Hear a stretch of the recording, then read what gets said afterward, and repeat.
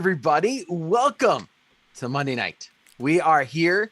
We are with you. And MJ, when he's done car shopping, is going to join us as well. Sorry. Oh, you're not shopping. You're not shopping. I'm sorry. You were looking for comparisons. I was showing off. You were. That's fair enough. So for those of you that don't know, are you sharing what it is? Or are you talking about it? I don't know if I've even talked about it, and it doesn't even matter. He's getting a new vehicle. So after 16 years of hauling all my DJ equipment in a two-door hatchback, I'm going to have a little bit more room now. There you go. I'm going to have to invest in subs soon. So you have to get a second speaker. I can get a second speaker in the vehicle now. Oh my goodness. Honestly, in today's topic, I think that almost fits in. I didn't think about putting that in my list, so we will have to talk about this when it comes time to the list, because I did not put anything like that in my list for today's topic. You prepared in advance?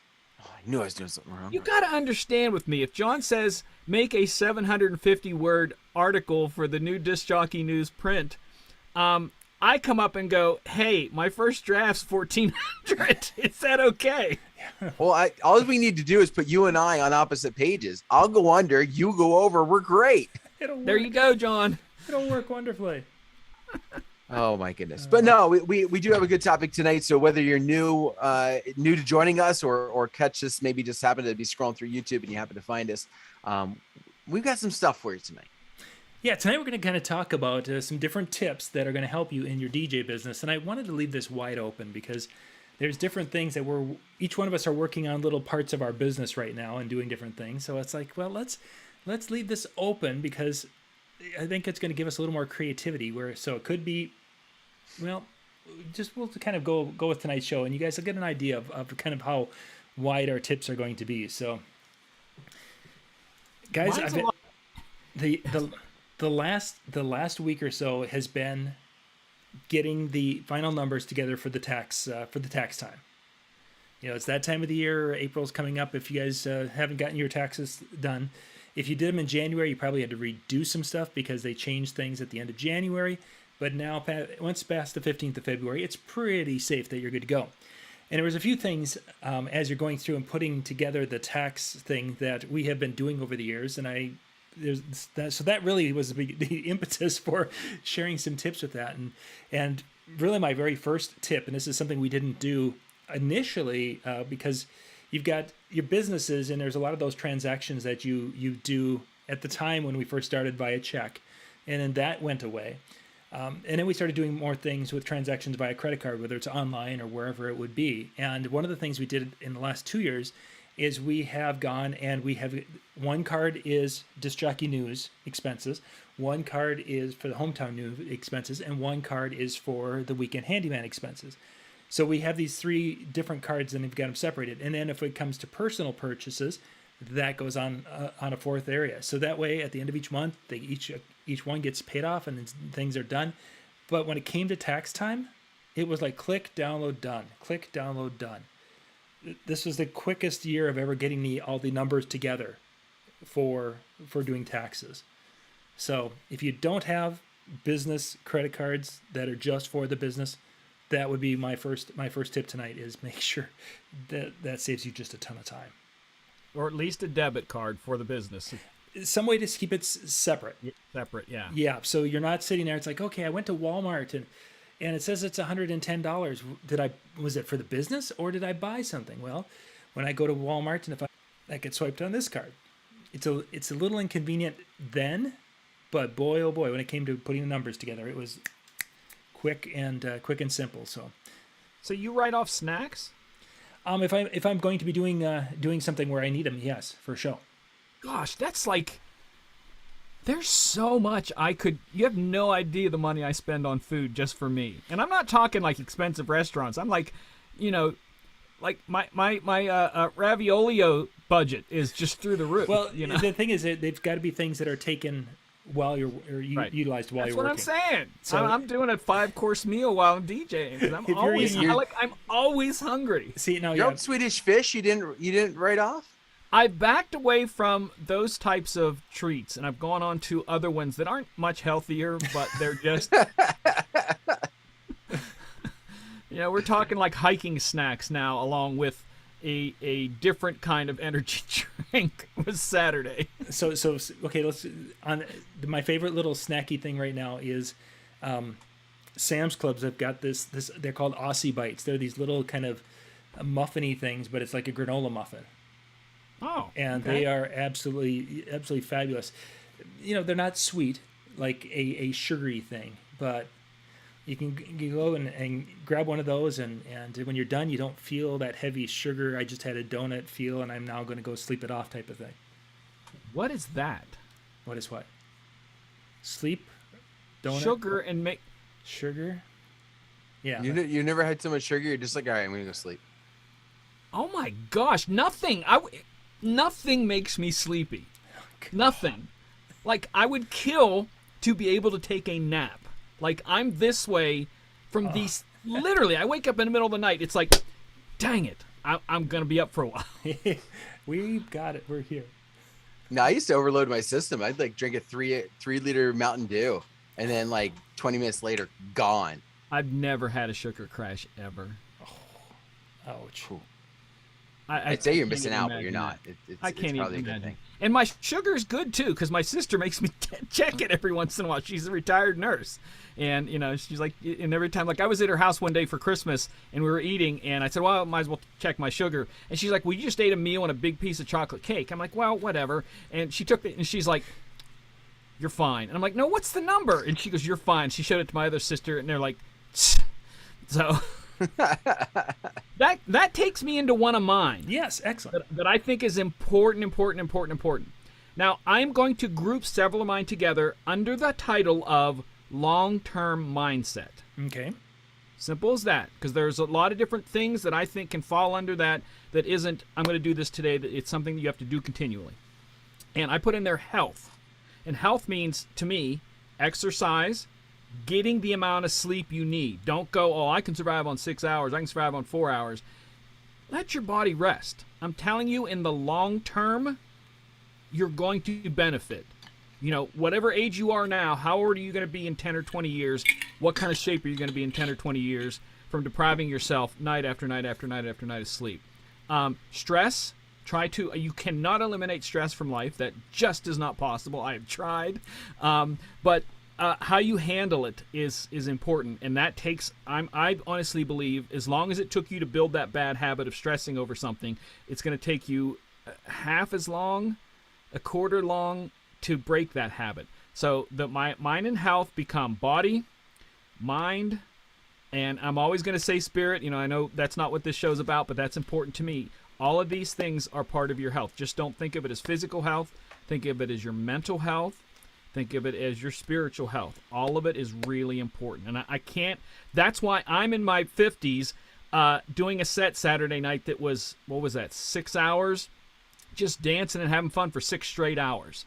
Standing. I don't sit down at all. I DJ, I mix, I have fun.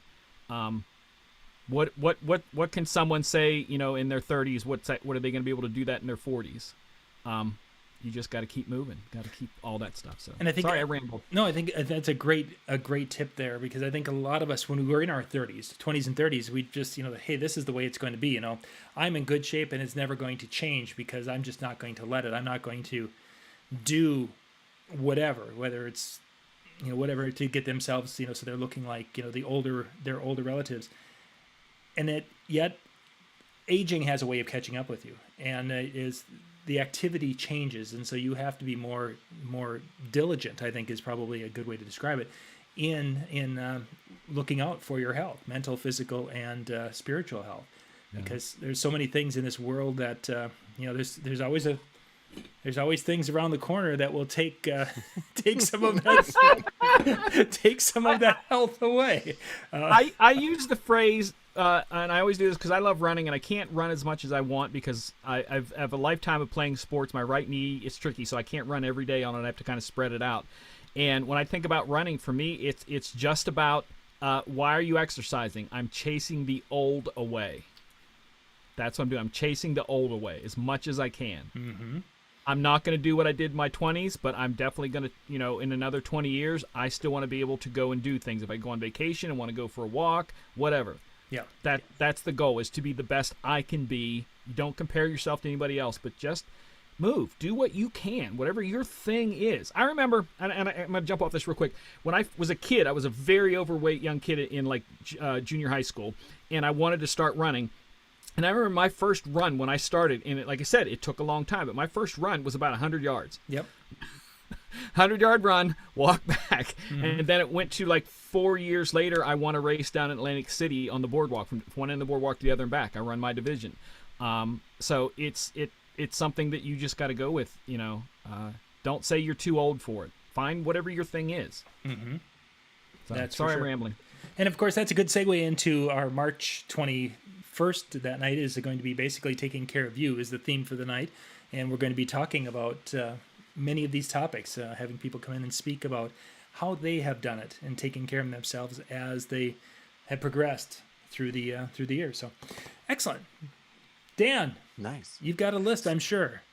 So yeah, I do. So as much as I joked about not being prepared, so mine is actually going to kind of piggyback to your first one, John, and the idea of not just the credit card, but one of the big things that I did for my business that really took it kind of to the next level. And it seems obvious, but it's the idea of actually having its own account. Yep. My business has its own account. So when any funds that come in, anything goes into there, anytime I'm going to make payments, it comes out of there. I pay myself out of that. And so it really became a way to make sure that my business, that I wasn't paying my business, but my business was paying me. Right. It's very easy. I think sometimes when you have one account that is your personal and your business and everything together. And even if you're like a single person who has no family responsibilities, it can be very tempting to just say, well, why do I need two accounts? I'm just going to have the one and that's all there's going to be to it. So when money comes in, it's like, okay, great. That got into my personal account. Oh, I want to buy the latest whatever. Oh, I'm going to go get it. And money's in the account. Right. So you don't think about it in that way. And I've got a close friend now who has made that horrible decision because he's just in this situation where he's always, oh, I want this. And he's paying for it. And he's like, he's using credit or whatever, and he's Right. paying it off, but it's still this idea of using the credit financing in that. And it's all coming out of his personal. I said, why don't you just pay it out of your business? Like, why don't you make sure it's in your business account and then pay it straight forward? And he goes, I don't have a business account. I wanted to smack him upside the head. I didn't, but I wanted to, because that to me has made the biggest leaps and bounds. It's also afforded me the opportunity that when something breaks, I don't have to go ask my wife, hey, by the way, can I take money out of our account to go repair this? It Right. broke. I need it. I don't have to feel bad that. And she's kind of been the philosophy, like, it's in your business account, go for it. Mm-hmm. Just don't take up the whole house with it. So it's, it's been a great, trust me, I'm trying to unload some gear. But no, it's one of those things I think that will really help your business leaps and bounds, and then connect it with the idea of what John was saying, which was having its own credit card and then putting all of your finances on that credit card. And I feel like I'm rambling now, but one problem that I have is when my personal credit card, I get cash back on. Mm-hmm. Okay. When I buy stuff for the business, if it's a big purchase, I want to use that personal account so that I get the cash back. Even if I don't use it for the business, I can use it for personal. And then it's like, well, like, it's money. And then I go to the bank and I take it out and I just swap the funds.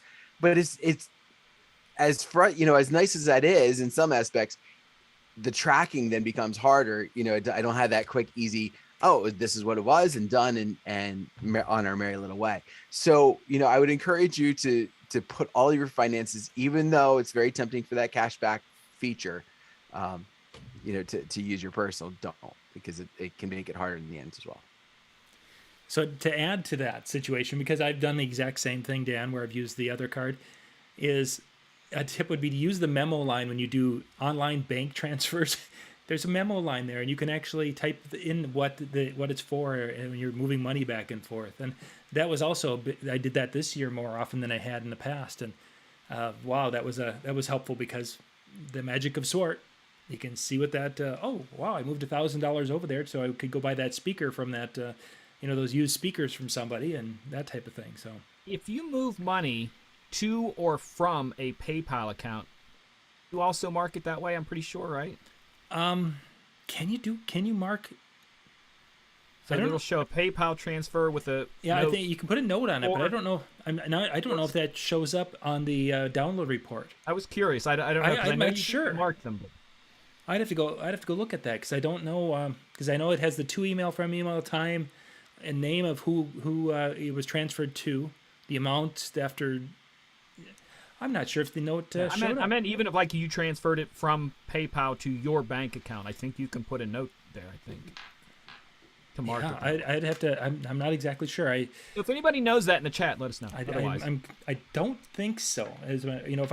If I'm sending Dan $5 for him to go buy a cup of coffee, I can type in Dan's cup of coffee and then he'll send a note back saying, well, it's $5.50. There is that type of a way to notes, but I don't Yes. think beyond that. So okay, so my next one. This one's gonna be more music related. Is that for myself? My seasons, I basically have wedding season, and then I have school dance season, and they don't overlap virtually at all for me. So what I've found over the not so much in 2020, but is when I was in school dance, or excuse me, in wedding season, you're playing a completely different list of music most likely than you are at school dances. So I took time, basically, kind of at the beginning of August, and I even did this back when we were in CDs, is to go and start establishing what some of the newer songs were. I wasn't playing them for weddings because we weren't breaking songs at weddings, but I basically went and said, okay, these are a list of songs. Today I would be putting together and updating my folder on new songs somewhere in that August timeframe. More on the wedding side is that, okay, when I'm doing school dances now, I'm not doing as much with a wedding and not getting those requests as much, but there's going to be some songs that are going over at school dances, and one of those songs was Fergalicious. I didn't play that at weddings. I was getting a lot of requests at schools for it, and it's like, should I give it a try? So it became one of those I'm going to try songs to try in the upcoming season. So the idea is that in those times when you're doing other types of dances, just to get yourself completely out of that, is just spend a little time putting together some music that will fit into your other seasons, so you're not completely okay, it's wedding season and you're not going back to your old list. You're able to incorporate some new things or try some new things as you get into that wedding season or into the school dance season. am I next? You are next. Okay. Another one for the long-term mindset, and this is something that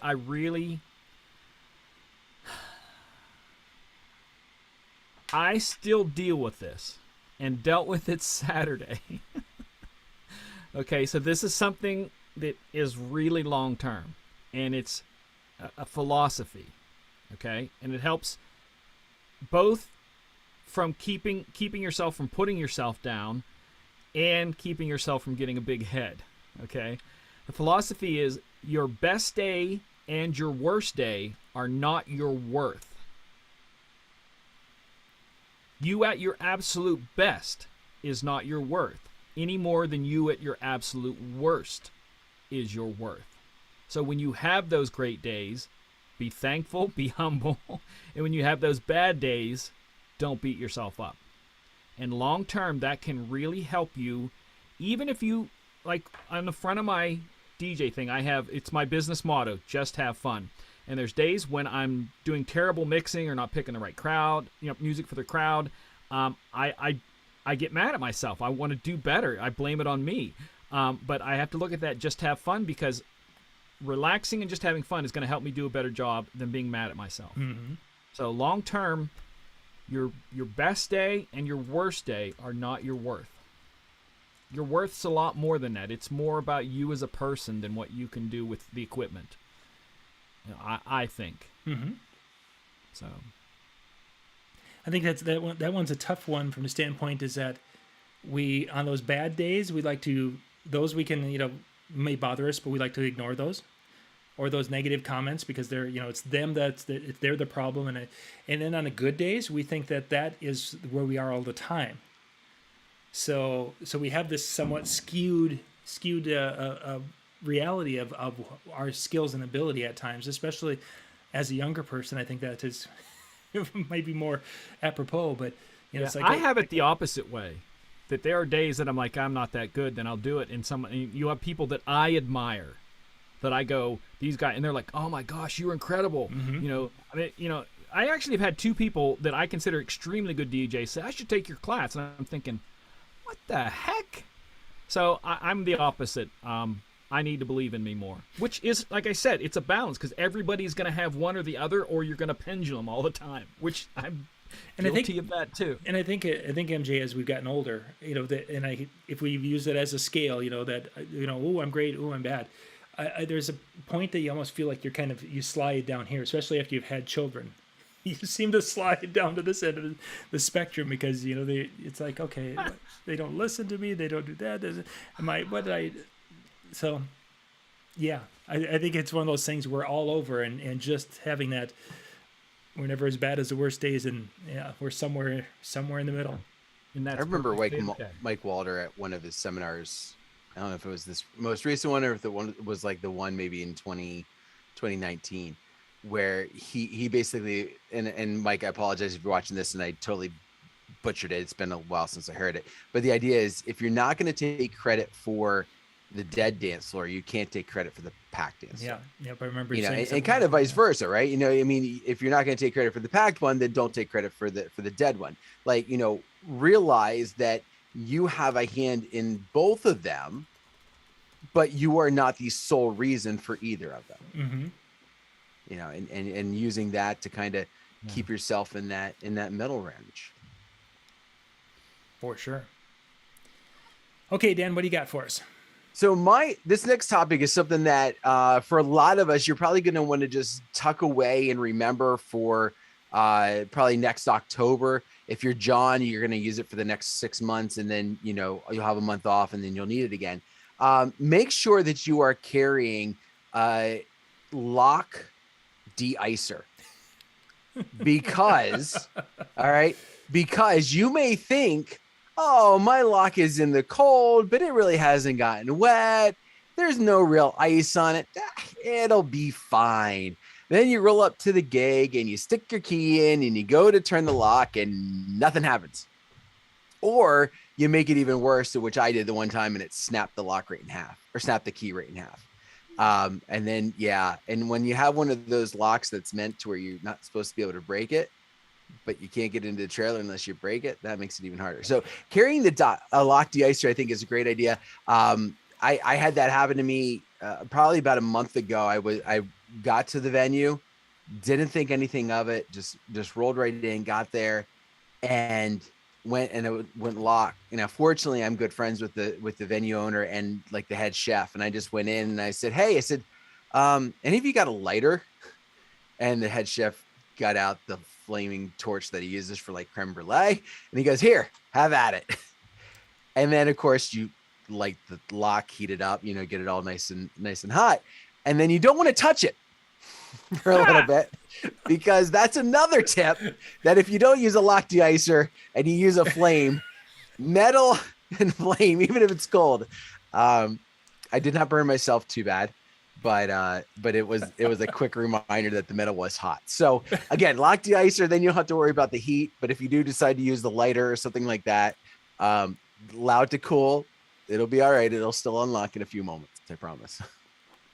So Dan, in Minnesota, we teach our kids, teach our youngins, that if you go up there and you cup your mittens around the lock, so the lock's in and then you breathe on it for about 30 to 60 seconds, it'll melt the thing and it'll pop right open. It's called lock lipping. Lip locking? What? Locking lips? I thought that was something else. Wait, something like that. Well, that's what it came from. Okay. I've actually had that happen a couple of times, and had to do the cover it up and breathe into the thing and kind of blow into it. It melted it enough to get the key in. But the thing is, once you've done that lock has to go inside, because it will freeze up, and now it'll freeze hard because you've got that humidity inside there. But it is a way to get it open.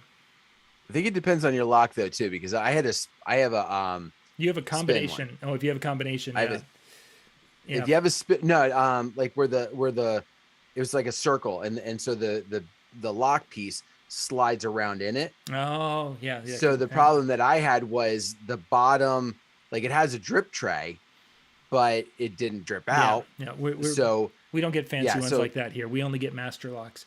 And if I'm not mistaken, that's not an outdoor lock. Isn't that supposed to be one you're using on the inside? No, mine is it's both. It's for both. Okay. It's for both. Okay. It even says indoor outdoor. I've only seen them on storage units actually inside. So, but yeah, it happens, and there's nothing worse when you get to a spot and you either forgot the key, or it's frozen, and you're like, now what? Yeah. Learning from experience. I have that. Yeah, I know. What Yeah, you mean. exactly. You, Mister, put it in the back seat. Yeah. Ooh, my card. I washed my We card. fold the back seats down and then there just shove everything in to the best of our ability. Don't forget to move the passenger seat up, because that gives you another 6 inches if you move it. Exactly. I just saw the chat. Gus hit it.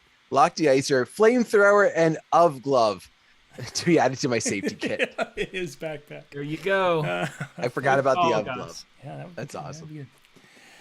So I've got a couple more here. The one that I've been working on myself, and I think this is something that we all is the saying please and thank you much more in life. You know, there's a lot of people who are doing a lot of things for you, whether you're at a venue and maybe somebody's holding a door open, or somebody's doing this, that, whatever. You know, that taking that second and giving them a sincere, look them in the eye and say thank you, as opposed to kind of blowing them off. Taking that just that little bit of time, whatever it is, even with children, when they do something, is trying to give them that positive reinforcement. This is something that I personally have been working on, and I think as a society we probably could all work on it a little bit more. It's just saying please and thank you just a little bit more. Not much debate on that one. Thank you for that one, John.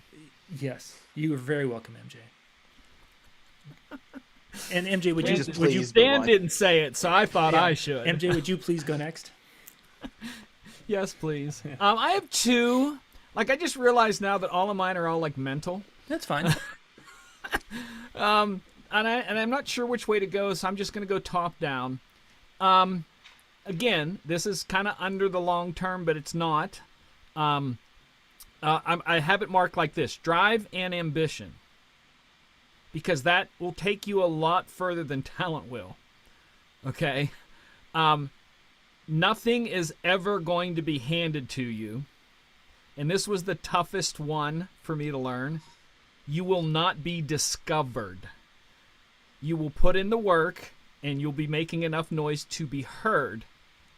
But no one's going to just walk up to you and offer you something. You're going to have to put work in, and it's going to take drive and ambition over the long term.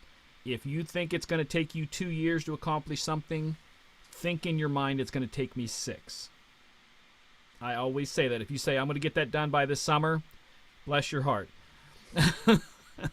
It's not easy to do, especially if you live life, and especially if you have family, if you work a day job on top of doing this, all those kinds of things.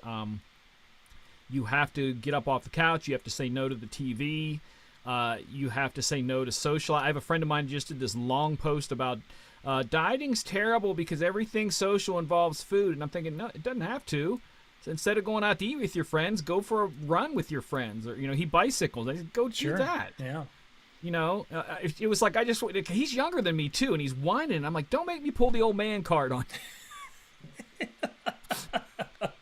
I'll do it. He actually said one time, yeah, he DJs, and he said one time about like, yeah, I don't know if I want to DJ forever. And I'm like, yeah, I said, I feel you. He goes, yeah, I don't want to be like one of those guys in their 50s and DJing.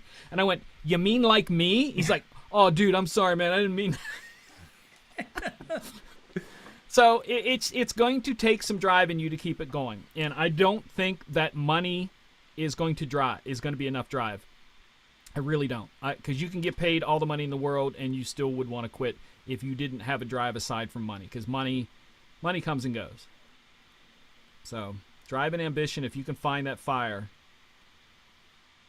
I like that the idea of when you were talking about being discovered, is that yes, people use that phraseology that he was discovered, but how did you say it before that you need to be doing so you're heard? This was how it was said. It was like right about the time where the internet was really getting into doing a lot of the social stuff. It was before Facebook. It was in the MySpace era.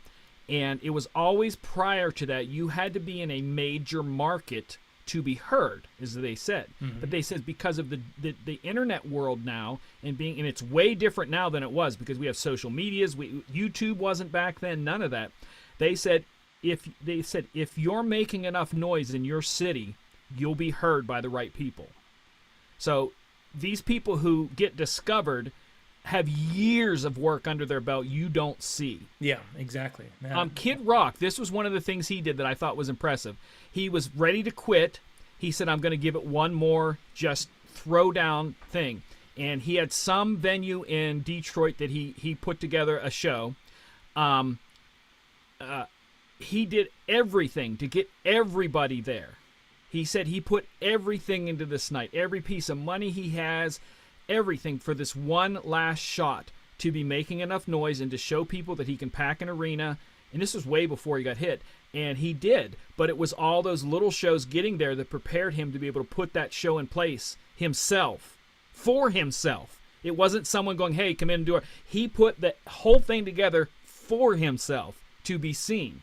And it's stuff like that. You really have to put your own work in. I know people who represent themselves when they call and do booking. Sure. I'm so-and-so's booking agent, and it's just them. It's all work. You have to do this, but it's going to take drive, but no one's going to hand you anything. Yeah. Yeah. And if they do, they want something. There's strings attached somewhere. Yes. That there is. Oh, good information there. Thank you, MJ. Dan, welcome. Do you have something you could please share with us? I do. Which is going to be kind of interesting that mine is following up MJ's conversation there, because it could sound to the wrong person that this is contradictory, but I'm hoping, because I disagree. I disagree, man. That's not right. No. But but my next tip, and this one kind of goes deep, but do not let your business become your life. Mm-hmm. It is very easy for us to get caught up in that drive, get caught up in that ambition of, I want that. And so I'm going to commit everything that I have and everything that I am 24/7 to being that. And the problem is you have no balance, right? There's such a thing as having a drive and using a time period to go after some things, and maybe even, in the case of Kid Rock, going above and beyond to give it that one last ditch, shot. But when you think about your life, there's only so much time that you have. And so whether this is a career that you're making, whether it's a side piece, a side job that you're doing, whether it is, maybe even just a hobby, and you're thinking about making it a go, if you commit everything that you have and only to that, you're losing out on everything. You're losing out on social opportunities, concerts, picking up a pickup game of basketball or softball, or, potentially family and friends that are not going to stick around. I mean, I have unfortunately seen, some friends of mine and some acquaintances of mine who have thrown themselves so much into their career, DJing and otherwise, that out of nowhere, you're like, wait a minute, they're not at their house anymore. Yeah. That they're no longer with their spouse, and have since, gone separate ways. And it really was their business was what killed everything else off. So, finding that even balance is going to be key. And it's very hard to say, what's the key amount. I would say, if you feel that you're not putting a fair amount of time into both, then you're robbing, that social side, that friends, the family, the pieces beside you. Don't look back and have the regrets on the time. Can I add, because I 100% agree, but I want to add a very scary little picture. Again, I support in doing the work. But if you have a family, you have to have that time. In that drive of all I did was just me, which is different, okay? Mm-hmm. But just like Dan said, I tried to be a vocal artist for years, put everything I had into it, sold my house, rented a room off a friend of mine's mom for $150, anything to keep out there and keep doing this. And then when I finally quit, I hit a very dark spot in life because I did not know who I was. Right. Yeah. I did not have an identity that I understood. I didn't have where's my next step? What's my place in life? What am I doing? And that's dangerous. That's real dangerous. It's kind of like some of this, the philosophy you hear people who decide that they're going to go to college for sports. Yep. Right. And that's my degree. I'm getting a football scholarship, football degree, whatever you want to call it. And so what ends up happening is, the story is, okay, well, what's your backup plan? I don't have a backup plan. I'm going to make it big. Yeah. And then what happens when you don't? Not because you haven't put the work in, but maybe something somewhere along the way prevents that from happening. Crap happens. Yeah. Exactly. You now have nothing, and you're back to square one, or you had this void of questioning everything, and now you also feel like, oh, now I'm behind on where I could be if I had at least had something that I was working with. Yeah. Couldn't agree more. Yeah, for sure. It's my place was a dark place. I can't begin to tell you that. And it's taken more than 10 years to get myself balanced out in reality. But I still throw myself into it pretty hard. But yeah. I could see it though. Because I don't have a social life. This is what I do. But I mean, if you literally, when everything is revolving just around building that dream or dealing with that dream, and then once a person steps away, and that would be a huge shock. Yeah. Huge shock indeed. Let's see. So one of the discussions this past week was online that I saw, and I kind of thought this would be kind of fitting, is they were talking about the way of playing. Do you play to the crowd? That whole discussion. Do you play to the crowd, or do you play the music you want to hear, depending upon your events? Of course, that obviously is parts to it, because as MJ has said that he has some guidelines of what he's to do when he's playing at the casinos. But the choice of music and such is kind of in his boat, as opposed to our situation with weddings. Our choice of music is kind of in the couple's, our boat a little bit, but kind of in a couple's hands. But ultimately, in any of the situations, we're there to entertain and please a crowd or a specific group of people. And I think at times as DJs, we go and we watch what they did at the MEX show, the DJs up on stage. Some of them were playing to the crowd. Some of them were just up there showing off some incredible mix skills, which are great. But we as entertainers are there to make the evening a little bit better for these people who have either come in there and paid money to be on our dance floor, or people who have paid money, or someone else has paid money for them to be entertained for the night. We're there to make their nights just a little bit better and to serve that crowd in one way, shape, or form. And I think sometimes that as DJs, we kind of get there, they should love every mix I do, and they should love everything I play because I'm who I am. And we get kind of away from the idea that we're there to facilitate and serve that crowd and hopefully help them have just a little bit better evening. So, serving the crowd, keep that in mind. That whole servant attitude, that if you can get that down into life, True. It helps you in a lot of ways. Yeah, that it does. I'm still working on, again, all the different things that I'm working on in life. And that's honestly where a lot of my life has come from, going back to what Dan was saying, is that I spent so much of my time focusing on that stuff that other people did in their 20s and 30s to get their life in a balance where they wanted it to be. I put all that on hold, like literally everything. And now I'm kind of trying to figure out where I'm standing now as a human on this planet, minus talents and business and all of that. And that takes me to my next one, which is very much tied into both Dan's and mine, and it's a long-term mindset. Treat it like a business, not a party or a social life. So that means separate your time for partying, separate your time for social life. Your job is not your social life. Your job is not a party. It is your job. It is your business. Treat it like a business, not a social life or a party. So there you go. And I think there's decisions that get made. If you're looking at something as a party, you're going to take and do things that you're going to probably end up regretting.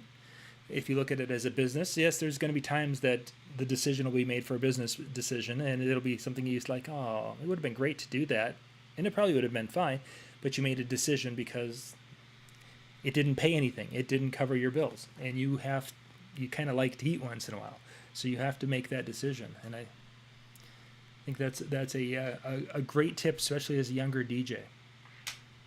We don't quite do that very well. The younger guys, where I got that mindset from is the younger guys will tend to, after they're done or before they're DJing, drink and get drunk and be part of the party, and you got to realize you're there to do a job. Yeah. You know, and it can go awry really quickly in that world. I mean, and you can get caught up in a circle of things that, you know, give you a bad name to where people don't want to work with you. Yeah.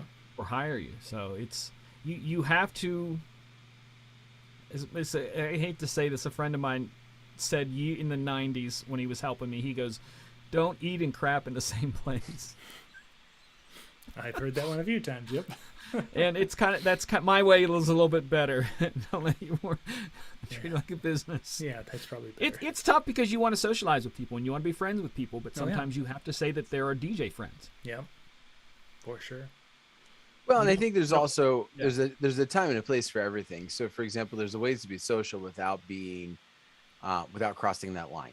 You know, and especially like in the mobile side, every once in a while, I'll have a wedding where I'll have, you know, usually it's one of the groomsmen who comes up and he goes, "You guys are doing a great job. Can I get you a beer?" Yep. No, I'm good. What? Don't you drink? Not when I'm working. Oh, but this is a party. I know, and I'm working it. And so it's like, you know, it's just that mindset of like, you know, like, listen, like I'm all for it. Like, let's be buddies and everything else. And let's sing at the top of our lungs. But there's a line I'm not going to cross because I'm working. And I, you know, that social piece, you know, needs to have that definition. And yeah. Speaking of drinking at a line you won't cross, Megas Egg. My water's empty. I had to. I was really thirsty. I know, my water's empty. I came out a half hour earlier than usual, and it's like, gosh. You've never been pressured into drinking while DJing. I was doing, I don't know how, because I don't do house parties, and I got, you know, hornswoggled into doing a house party for a friend of mine. Very huge house, very rich family. I'm there DJing. A teenage dude walks up with a full bottle of some sort of clear alcohol. I don't even remember what it was, and said, "Hey man, you want a drink?" And I'm like, "No, I'm good." He goes, "No, I know how you DJs like to party. Here, drink." Until you've been peer pressured into drinking by a 15-year-old, you've not known peer pressure. Yeah, can't say I've ever had that. So yeah, it's a business. You have to treat. You're not there to drink and have a good time. I mean, you are to have a good time, but not in the same mindset. So it's, again, long-term mindset, trying to keep those words a little bit separate. For me, I talk a lot, so I have to fight not to tell people stuff about my life. If someone mentions something about a car, I don't bring up that I'm getting into. I try really hard not to. I was talking to a couple DJs the other day, and I mentioned something about teaching DJ classes, and I'm like, why did I even bring that up to them? It just started questions that I didn't want to answer. Tell me about your DJ class. No, I don't want to. Leave me alone. Where's my basement? I'm going to my basement. It wasn't quite like that. It was like, because I know the one dude might end up trying to teach there too. Sure. That sort of thing. And it's like, I don't want to give them my work. Yeah. So I don't need to tell them about where I work and what I do. I'm drawing a line. You figure it out on your own. I'm not keeping jobs from you, but I'm not, I don't need to talk about everything I do. I don't have to. It's just my mindset. I could be totally wrong. Yeah. Dan, I think it's up to you now. I think you're up there. You're up next there. All right, so mine's more. We went deep before. Now we're going with more practical and light. And so, for where a lot of us are, northern areas, right? We haven't maybe done a lot of events over the winter. Are we kissing a padlock again? No, it's not a padlock. I promise. Good. I was going to say next time we hear from him, it's going to be someone showing a picture of him trying that and getting his tongue stuck on it. Yeah, don't tongue the lung. You told me to do that, John. You told me to do Triple dog dare you. Yeah. No, but the idea of taking some time here before your season really kicks into gear full force to where you're going to be doing an every weekend type of situation. Take some time to sit down with each of your equipment, each piece of your equipment, make sure that everything is clean, make sure it's tidy, make sure your cables are working, make sure you have backup cables, make sure you know where those backup cables are, make sure you know your battery supply is restocked. Like all of the little things that go into, if I didn't have that, that night's going to be horrible. But I don't think of it because it's not the big speaker that I'm carrying in. Like when you look in your storage area, wherever it is, whether it's in a vehicle or whether it's actually in a storage area, I would assume that you can quickly identify that's my speaker. Good. That's supposed to be there. That's my DJ coffin. Good. That's supposed to be there.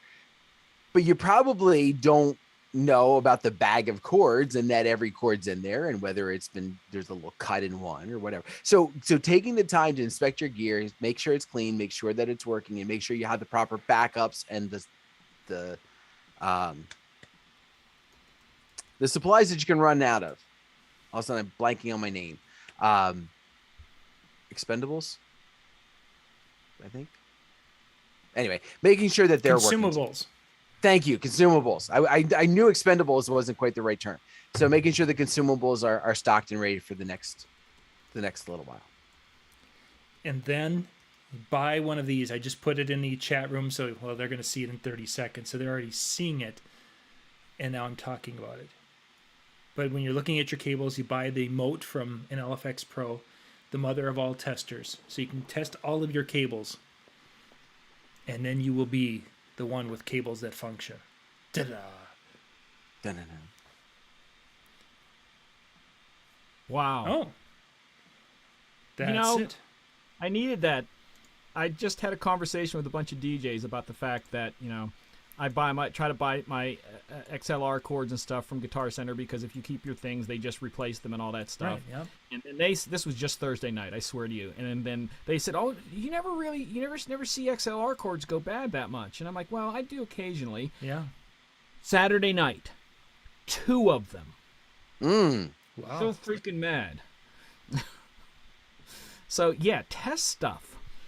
Yeah. Just don't pull it out of a bag like me. And thankfully, I had 2 in the bag, so I was okay. Yeah. 2 extra. Plus a whole car full of them. I always keep.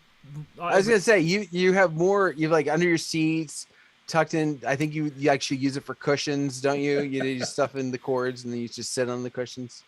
It's there.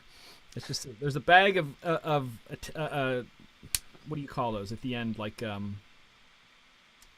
adapters. Okay. Then there's a bag of cords. Then there's a bag of shorter cords. There is headphones.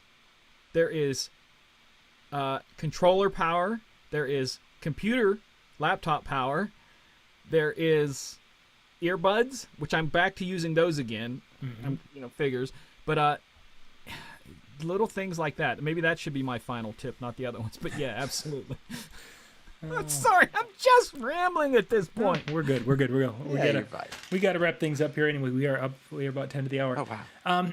So before the show, I did a little video and put that up for those of you who were kind of trying to follow with the print publication that just came out. We had our little contest, the DJN Returns, hashtag DJN Returns, where people who got the paper would take a selfie with it and then post it with that hashtag. We had quite a few entries, and I did a drawing with that earlier this evening, and then did the video. And Mark Beecher is our winner for the first NLFX gift certificate. And I say first is because we're going to do it again next month with the May issue. We're going to be doing another certificate. The first one was a $100 certificate. Next month, we're going to do a $200 certificate. So everyone can jump in who is already in the first one, but you have to have the May issue. And you'll have to take the May issue, like you're reading it, and take a selfie, and then put that up on social media, Instagram, Twitter, or Facebook with the hashtag DJNReturns, and you can be into the contest. Now, if you don't get the paper, you can also go and get it and print the front cover of the paper because it's free online. So you can print that and you can enter that way also, but that's a little more hassle.